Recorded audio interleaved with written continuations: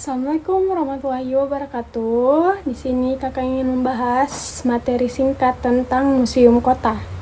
Museum Kota yang berada di Kota Lama Kota Makassar yang dibangun pada masa kolonial Belanda, tepatnya pada tahun 1916.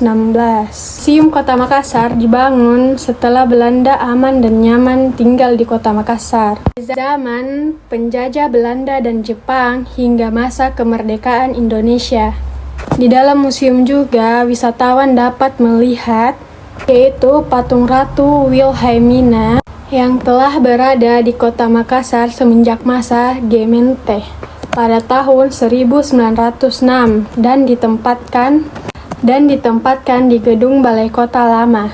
Museum Kota Makassar juga berisi reruntuhan Benteng Sumba Opu dan Benteng Talo.